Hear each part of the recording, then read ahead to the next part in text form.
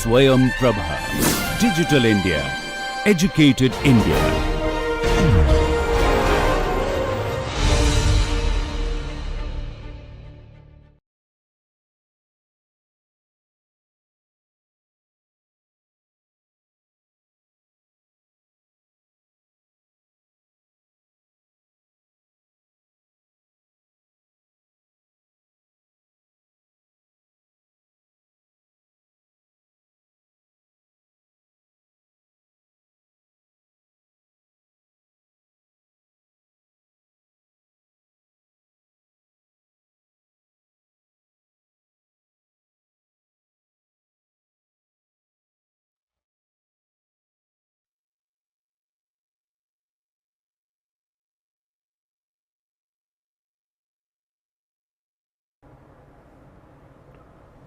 Today we are going to study bending of curved bars.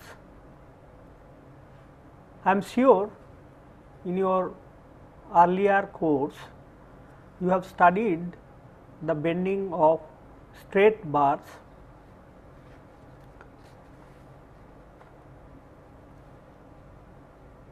You must have considered a component like this. It was subjected to bending moment. Because of the bending, the bar gets into this shape. I am just showing a portion of the bar here, and if we select the coordinates that this is the direction aligned with the centroidal axis of the bar, and this is y axis which is pointed towards the center of curvature, and z is out of the plane. So, it is really trying to bend about the zx plane, or rather the zx plane is trying to get curved. You have seen that for such cases, if you just consider a portion of the bar, let us say this portion, after the application of the load takes a shape like this. What you have considered that this section rotates by some angle, so also this section rotates, and all the fibers of the bar gets or becomes curved, and they are going to have a common radius of common center of curvature. And you have considered that the radius of curvature of the neutral axis, which passes through the center of gravity of the cross section, is equal to r. In this case, you are going to have the bending stresses developed under the action of the bending moment, and the distribution of the bending stress is going to be linear. It is going to have value compressive, it is going to give rise to compressive stress at the top fiber and tensile stress at the bottom fiber. You might recollect the flexure formula that was derived in connection with this, that sigma x divided by the distance of the fiber from the neutral axis is equal to m by I is equal to E by r, where sigma x is the stress. So, we are plotting the sigma x stress in this direction and y is in this direction. So, therefore, this is the variation of the stress, and the sigma x by y, m is the bending moment, I is nothing but the moment of inertia of this section of the beam about the z axis.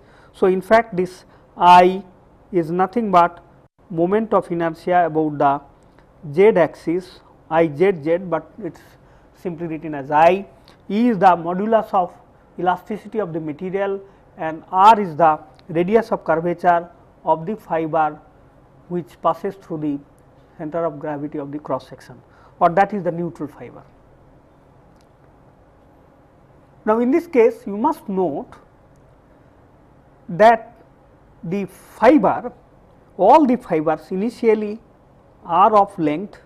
If you consider that this distance is equal to L0, then all the fibers initially are of the same length, and after getting bent they are going to have different lengths. So, the strains are going to be different.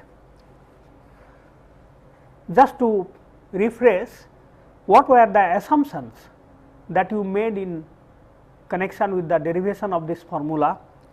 You assumed that the modulus of elasticity of the material in tension E t is equal to the modulus of elasticity of the material in compression. Similarly, you also assumed that the plane of loading is a plane of symmetry.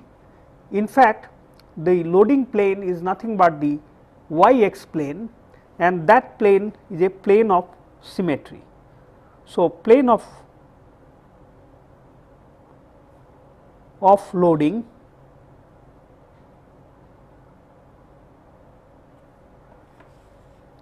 is a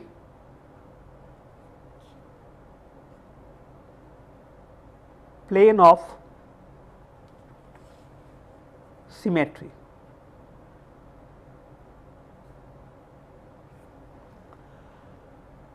Another important assumption that was made, that after the bending the section does not get distorted. This section which was initially plane, it is also plane after it is bent. So, plane sections remain plane.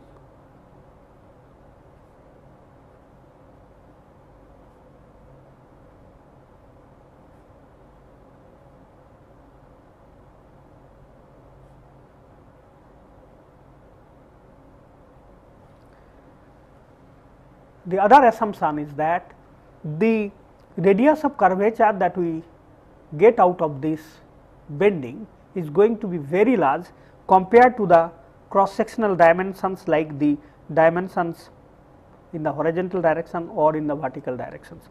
So, r is very large compared to cross sectional dimensions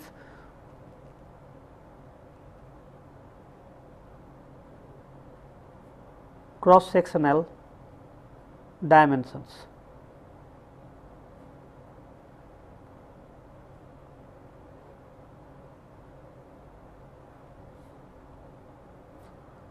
So, these are the major assumptions. Based on that, we derived this relationship.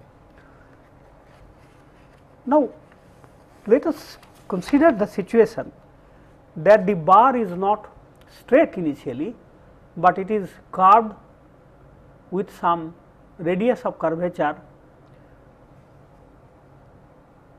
let us say r bar, for the centroidal axis, and it is reasonable to assume that this r bar is again very large compared to cross sectional dimensions, such that all the fibers can be considered to have the same center of curvature. So, if the beam is initially curved and it is subjected to bending, what will be the difference in the stress distributions? How can we calculate them? And you must also understand that this type of components do arise in practice.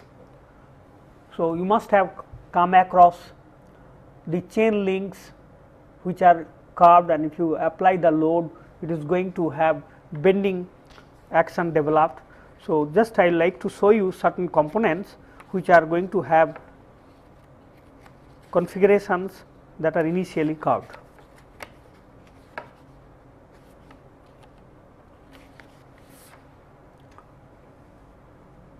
Look at some of the components which are shown here. Think of a circular ring it is subjected to diametral compression. Think of the hook of a crane which is curved here and it is subjected to loading, and under the action of the loading there is going to be bending developed.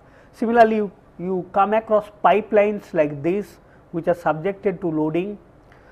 You can also have the press frame, C press frame, which is going to look like this, and it is subjected to loading, and that is going to cause bending in the portion here.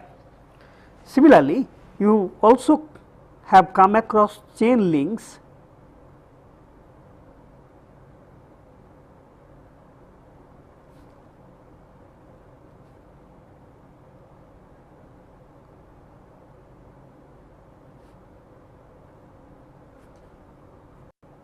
think of the chain links, and it is subjected to loading in the axial direction. Under the action of this loading, you are going to have bending in this portion. So, there are certainly applications, and we would like to see how the stresses in these components can be calculated. In order to derive the relationship for the bending stresses in response to some bending moment applied on the component, let us concentrate on a portion which is uniform in cross section. Let us also assume that the cross section is like this. It does have a plane of symmetry and the loading is in the plane of symmetry. So, we make the same assumption as we did in the case of straight beams. Let us now consider that the CG of the cross section is here, and therefore, this is the y axis, and let us consider that this CG axis passing through CG is now z bar. Just I would like to differentiate with z, I will come to why it is different little later.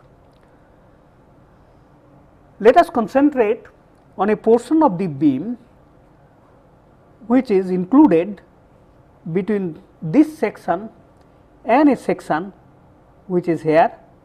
So, let us just consider a portion which is included between these two sections, and let us say that this portion is included, it makes an angle at the center of curvature which is equal to phi under no loading. As you apply the bending moment, this cross section is going to rotate. Let us say that it is going to rotate like this. It is going to rotate like this, and this rotation, that is very small compared to phi, and let us represent this by delta phi. Now, you can see that the fibers, if you consider this fiber, it has some length initially, or if you consider a fiber here, this is the length of the fiber initially, and it got changed by this distance after the application of the bending moment. And you see here that the fiber got compressed when it is located at this position. On the other hand, if you consider a fiber which is somewhere located there, this fiber is of length this much, but it got extended by this much after the application of the bending moment. So, we see that the fiber here is getting stretched and the fiber here it is getting compressed. The same picture you have noted in the case of straight beam, the fibers which are located towards the center are getting compressed and the fibers which are located away, they are getting extended. Obviously, if the fibers are getting stretched, is getting compressed here and stretched here, obviously there will be some location in between where there is no change in the length of the fiber, and that is the fiber which is considered to be neutral fiber. So, in this case let us, we do not know what is the location of that fiber. Let us consider that the neutral fiber is going to be located somewhere at this location, and let us show that this is the neutral fiber.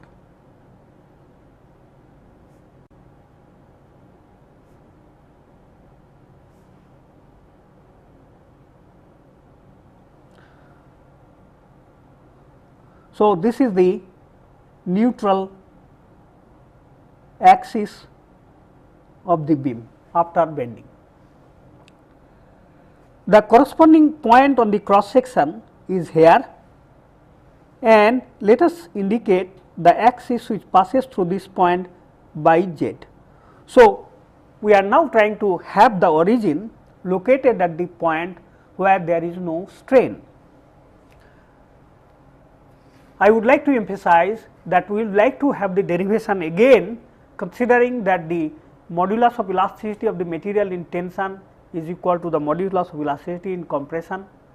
Plane of the loading is a plane of symmetry. In this case it is the y-x plane which is the plane of symmetry, and we also make assumptions that there is no distortion of the cross section after the load is applied, and we are also assuming that the radius of curvature, this radius of curvature, now we would like to indicate that radius of curvature of the neutral axis or neutral fiber, that is the fiber which is neutral, and let us indicate the radius of curvature of this fiber as r.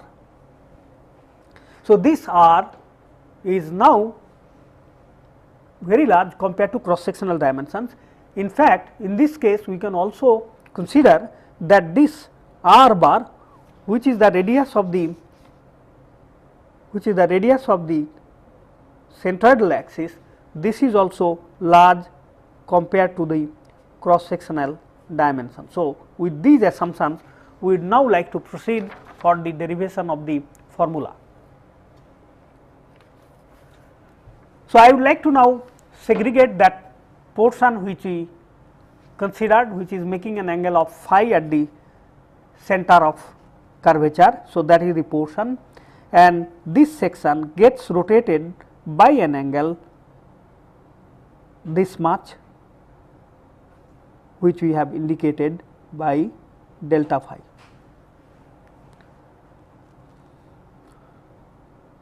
So, this axis is centroidal axis, and this is the neutral axis. So, this one is neutral axis. If we now concentrate on a fiber which is located here, please note that we have indicated the y axis here and our x axis is located in this direction. So, therefore, this is really the direction of x axis. Now, we are considering a fiber which is at a distance y from the neutral axis. So, we are concentrating on a fiber which is at a distance of y from the neutral axis. If r is the radius of curvature of the neutral fiber, then the initial length of this fiber L0 is going to be given by r minus y multiplied by phi, because phi was the angle made by the sector at the center of curvature. After the loading has been applied, the section gets rotated, and therefore, there is a change in the length here, and we can approximate that length by this chord which is delta L. Let us say this delta L is equal to, it is reducing in length, which is nothing but y multiplied by delta phi. So, the strain in the direction x is equal to delta L by the initial length L0, and therefore, this is equal to y by r minus y into delta phi by phi. So, the strain is going to have a nonlinear variation. You remember that in the case of straight beam, we had the strain varying in the proportion y, or the exact expression was minus y by r, but in this case it is minus y by r minus y. So, therefore, it is a nonlinear variation. Now, if you would like to plot this variation, let us consider that this section is here.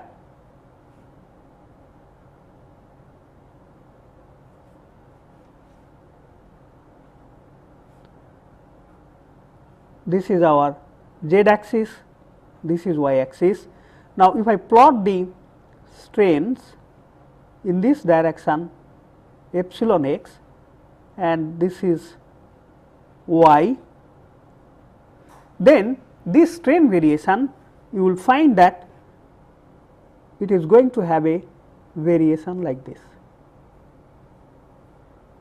For y equal to 0, the strain is 0, and it is going to have value compression here, and it is going to be of opposite nature in the other direction. When y is negative, which is true in this direction, we are going to have positive strain. So, therefore, the strain is tensile in the bottom fibers and it is compressive in the top fiber. So, the strain variation is now nonlinear. In fact, you see that the length of this radius of curvature, the initial length of the fibers are different depending on this y, and therefore, you are going to have different starting length, and hence the strains are going to be different, and it is not going to vary linearly as in the case of straight beam. You can now also consider this point, that if the fiber is here which is towards the center of curvature at a distance of y, let us consider exactly the fiber which is located on the other side of the neutral axis at a distance of y. Now, if you consider this fiber which is located again at a distance of minus y from the neutral axis, now the compression, the tension, extension of this fiber is exactly the same as this, but since the length of this fiber is larger to begin with, the strain is going to be less.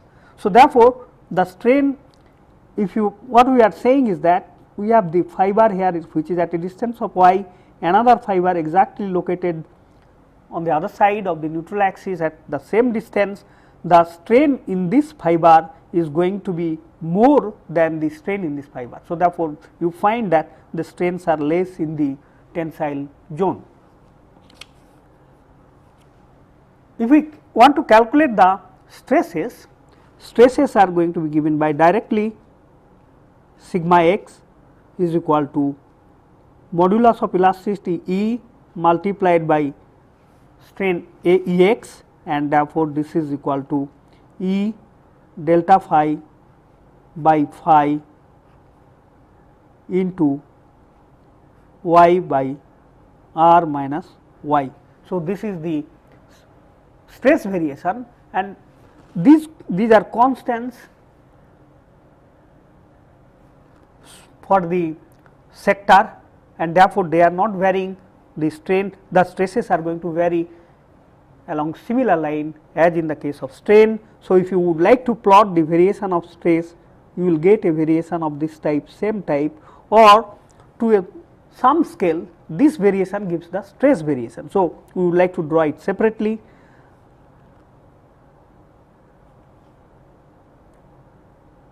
So, we are plotting sigma x stress here, and the variation is going to be given by again this way. So, here the stress is compressive and here it is tensile. So, note that this is due to the fact we have applied the bending moment in this fashion therefore, we get compression here and tension in this direction. So, this is due to the direction of the movement that we get compression there, tension there. If you try to reverse these directions, you are going to get tension there and compression on the other side. Again, a fiber which is located at the same distance from the neutral axis, you will find that stress in the fiber which is located towards the center of curvature is going to be more than the stress which is located away from the center of curvature. So, we have got the variation of the stress, but we are not yet in a position to say how this stress is dependent on the applied bending moment and what is this radius of curvature r. We may be given the value of the radius of curvature of the centroidal axis, but we are not so far clear about the value of this radius of curvature r. So, therefore, we really have to resolve the two issues, how these constants delta phi by phi are related to the bending moment and also how we can calculate this radius. So, we will proceed to determine these things in terms of the bending moment.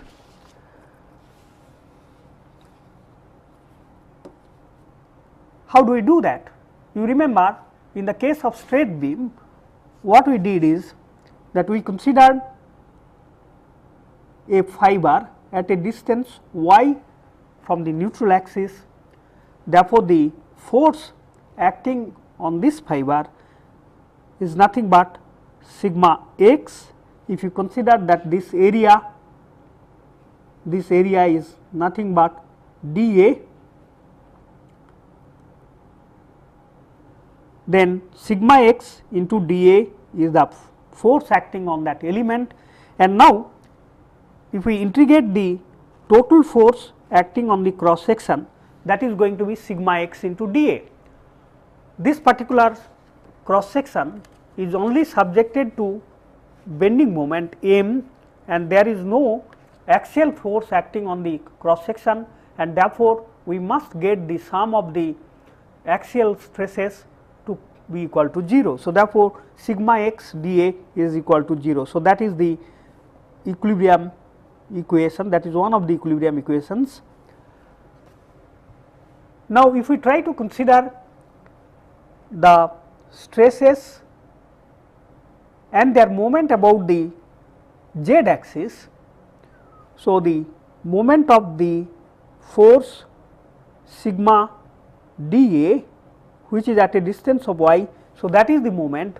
Now, if we try to integrate this moment over the whole cross sectional area, obviously, this is the positive x direction. The stress which is considered to be positive is going to be directed like this, and its moment is going to be clockwise, but the external moment is applied anti-clockwise. So, therefore, we must have the equality like this, that this integral is equal to minus m, which is the applied bending moment in the anti-clockwise direction. So, this is the second equations of equilibrium and from these two equilibrium equations we can resolve the constants like r and also this delta phi, which is also unknown. Let us proceed with the first equation.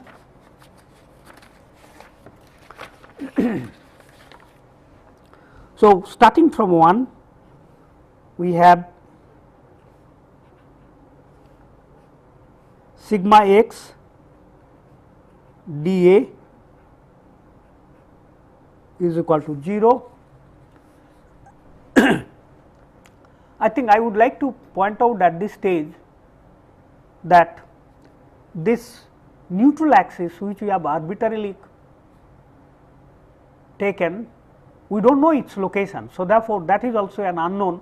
What is this y, or what is the reference for this y is really unknown for our for us so far. So, therefore, we have to determine that, and in fact, you are going to see that. this is going to be obtained from this relationship. So, if we now substitute the value of sigma x, we will have E delta phi by phi y by r minus y dA is equal to 0.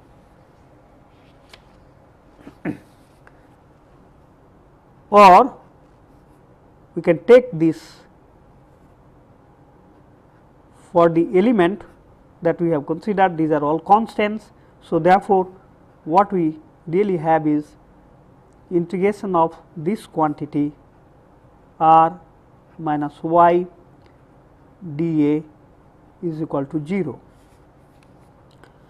We can, these are constants. So, therefore, we can now consider this integration is nothing but y by r minus y dA equal to 0, and if we do the manipulation, we can write now, we can add r, subtract r, and therefore, we will have r by r minus y dA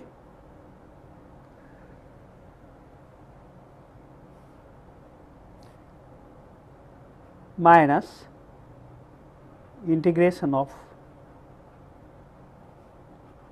A over d area is 0. So, what we are doing is that we have written y equal to r minus y. So, this gives us, this r is a constant and this will give us area of the cross section. So, therefore, we will have r is equal to A by integration dA by r minus.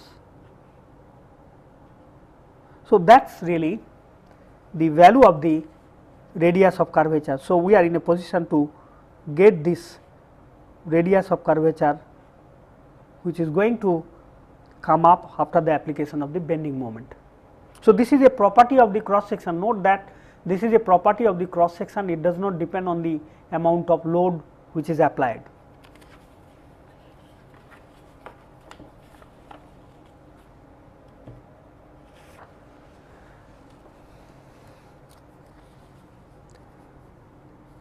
We will consider now the second equation,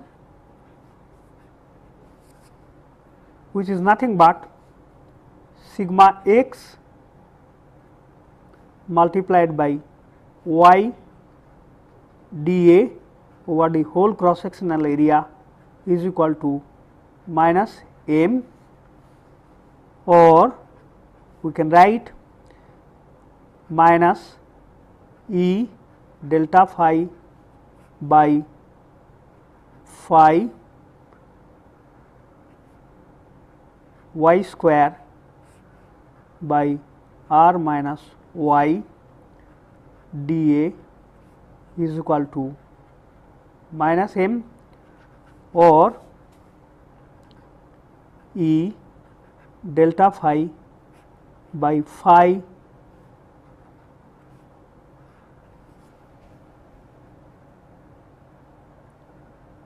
y square r minus y dA is equal to m.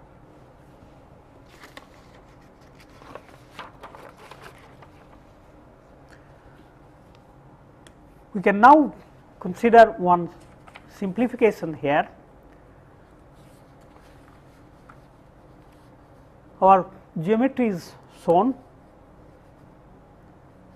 In this, we are considering the typical fiber which is at a distance of y, and let us represent that the radius of curvature of this fiber is smaller. So, what I am saying that the radius curvature of this fiber is equal to, so if we make it represent it here, that this radius of curvature is equal to r. Therefore, that is nothing but the radius curvature is r here and this is the distance y. So, therefore, r minus y is nothing but the small r. So, making use of that fact, we can write here that y is equal to r minus r, and therefore, we can write E delta phi by phi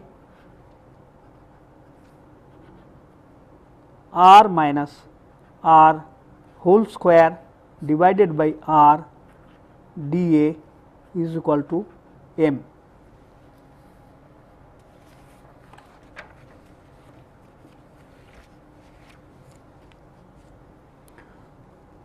This will give us E delta phi by phi.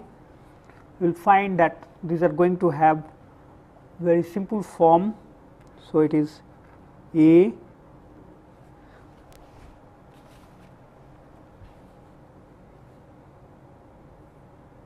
r square by r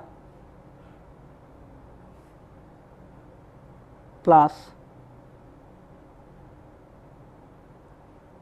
I am sorry, this is going to be r, then we are going to have minus 2r. So, that is dA. So, r square by r plus r, this is equal to m E delta phi by phi. I would like you to consider the point we had already derived that r is equal to a by integration dA by r minus y, which is nothing but r. So, that was the relationship. So, therefore, here what we can do, that we can write integration of dA by r is equal to a by r. So, we can now substitute here. For this, we can write r square into a by r, and this is nothing but integration of r dA of the whole cross section minus 2r into a, and that is equal to m. So, you can now simplify E delta phi by phi is equal to twice, I beg your pardon, this is a into r plus what is this? Please note this point, this quantity, the radius of curvature of this fiber, or it is at a distance of r from the center of curvature. So, therefore, r into dA is nothing but the moment of this area about the center of curvature, and therefore, integration of this whole quantity would be nothing but a into r bar. So, this quantity is nothing but whole cross sectional area multiplied by r bar. So, therefore, we will have a r bar minus twice r a is equal to m. Finally, you find that E delta phi by phi into a, and we will have now r bar minus r equal to m, and if we represent this r bar minus r by E, which is considered to be eccentricity,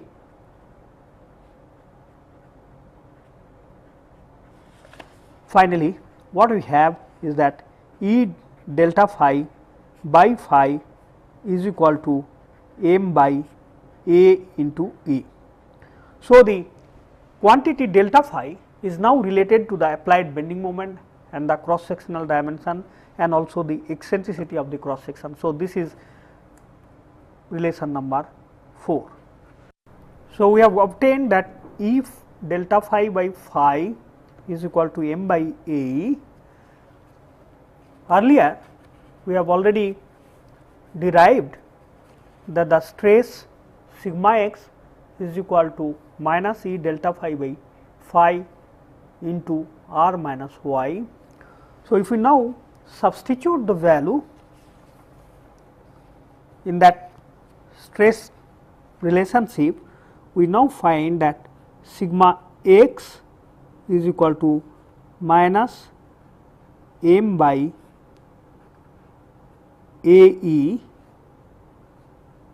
y by r minus y, which is same thing as m y a e into r, radius of curvature of the fiber. So, what we are considering that this is the fiber we are concentrating, and this fiber has a radius r. So, the stress in this fiber is given by m into y, where it is located at a distance of y from the neutral axis. So, this distance is y, m y a e into r, where eccentricity between the centroidal axis and the neutral axis is e.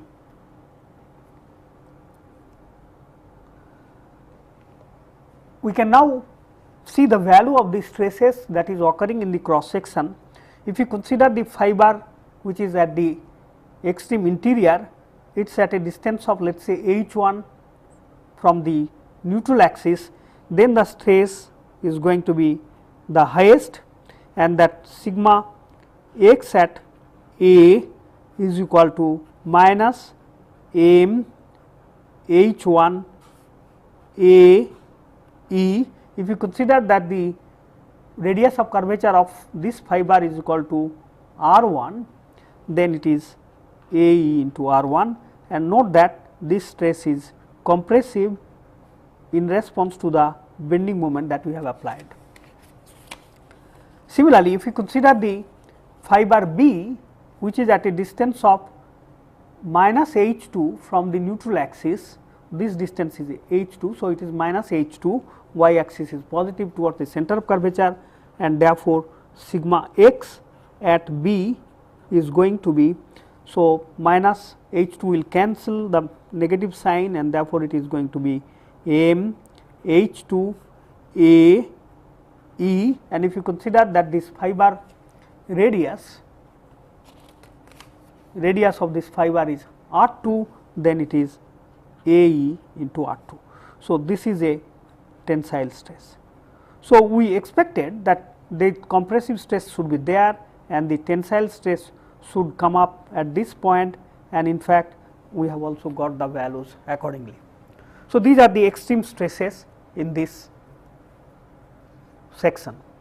I would like you to again look back into the relationship for the straight beam.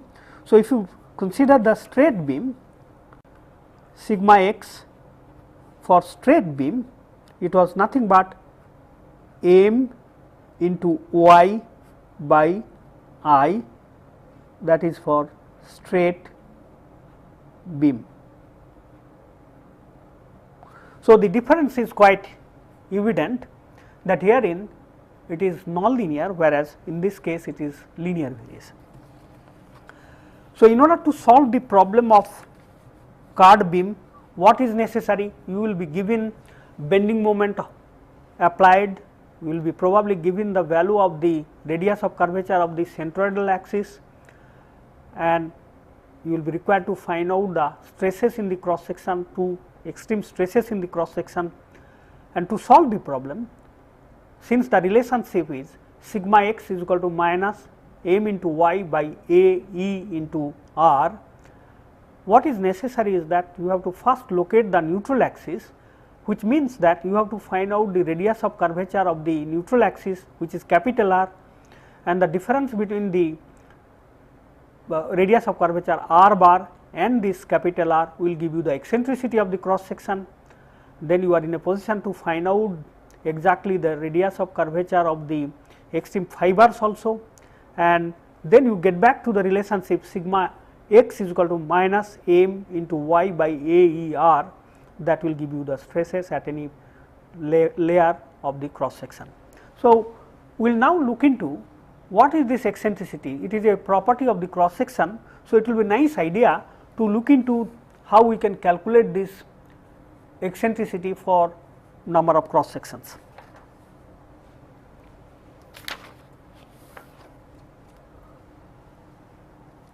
Let us consider the rectangular section.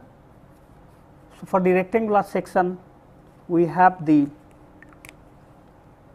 radius of curvature of the neutral axis is r, and the radius of curvature of the centroidal axis is r bar. Let us now represent that the height of the inner fiber from the neutral axis is h1 and the height of the extreme outer fiber is h2 from the neutral axis. So, this will be the convention that we will make use of, and total height of the cross section is h1 plus h2, that is h. What is r bar? See, that is what we have to determine, and we have the formula that r is equal to cross sectional area divided by dA by r minus y integrated over the whole cross section. So, if you consider this section to have width equal to b,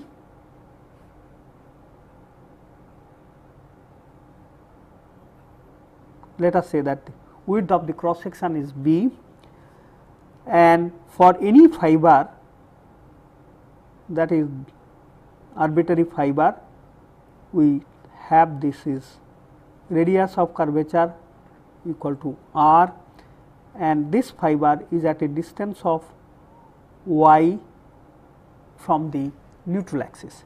So, we can write this integration that is there is nothing but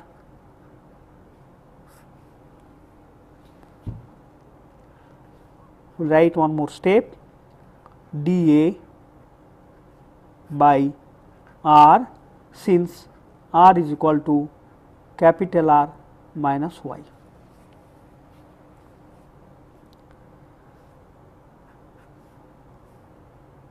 We can write also dA given by, if you consider that thickness of this layer is equal to dy, then this dA is nothing but b into dy, and these limits of integrations are going to be minus h by minus h2 to h1. Alternatively, we can write that the radius of curvature, in terms of the radius of curvature of the extreme fibers, if you consider the radius of curvature of this extreme fiber is equal to r1 and the extreme bottom fiber radius of curvature equal to r2, then we can certainly write from this relationship dy is equal to minus dr. So, we have now will have the limits r2 to r1 bh divided by dA is nothing but b minus dr divided by r. So, that is the, we are moving from this fiber to that fiber. So, dr is negative, and now this gives us b is cancelling, this will give us h divided by, we can now make the limits to be interchanged. So, therefore, it will be dr by r, and this gives us h divided by logarithmic r2 by r1. So, that is the radius of curvature of the rectangular cross section. So, once you have got this radius of curvature, it is given from the 3 dimensions. Once you know the radius of curvature r bar, you know what is the value of r2, which is nothing but r bar plus h2, and the value of r1 is nothing but r bar minus, I beg your pardon, r2 is going to be equal to r bar plus h by 2, and r1 is going to be r bar minus h by 2. So, you do have this value known. So, we can write really in terms of the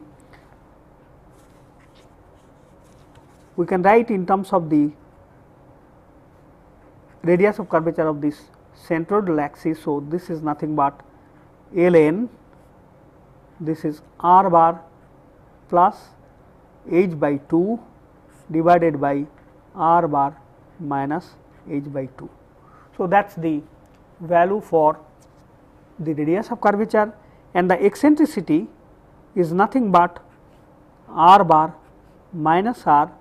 So, we have the eccentricity now given by h divided by ln r bar plus h by 2 divided by r bar minus h by 2.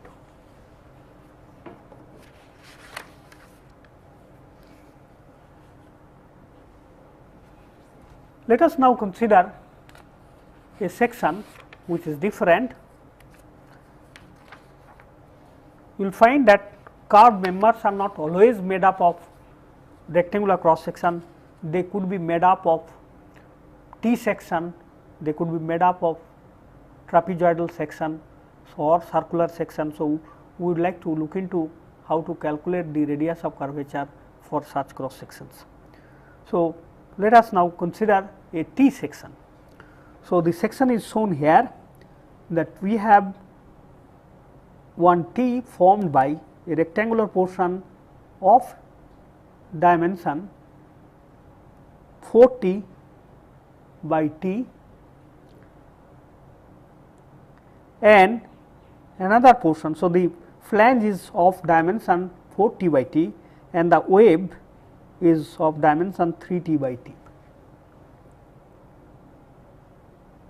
The centroidal axis will pass through the centroid of the cross section.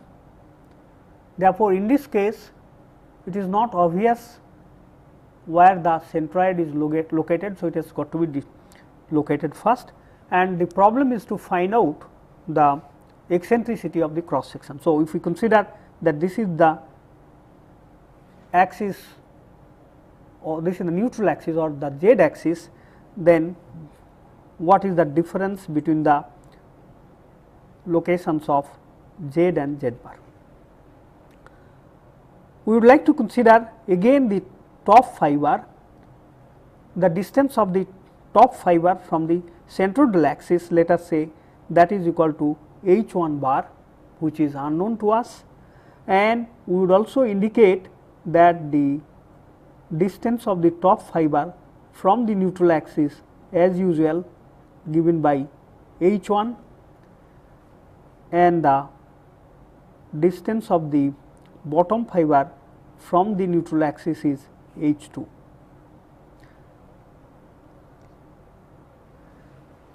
So, to solve this problem, we will have to first of all find out the location of this centroid of the cross section, and then we have to find out the radius of curvature of the cross section. So, we will get into solving this problem.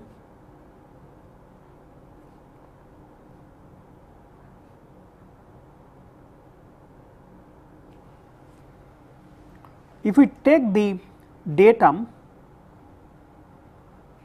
to be this line, then we can take the moment of this flange about that line and moment of the wave about the same datum, and the total moment would be equal to nothing but total area multiplied by the distance of the CG that is h 1 bar. So, we can write now h 1 bar into area of the flange is 4 t square and area of the wave is 3 t square. So, therefore, that is the total area. So, moment of the total area about the datum is equal to the moment of the individual area about the same datum. So, the flange area is 4 t square and its distance from the datum is t by 2. Similarly, the wave area is equal to 3 t square and its distance is nothing but this t plus half of 3 t. So, therefore, it is going to be 5 t by 2. This gives us h 1 bar equal to 9.5 t cube by 7 t square, which is nothing but 9.5 t by 7, 9.5 t by 7, which is nothing but 1.357 t. So, we have got the CG located with reference to the top fiber, it is 1.357 t. We will consider the calculation of the radius of curvature in our next presentation.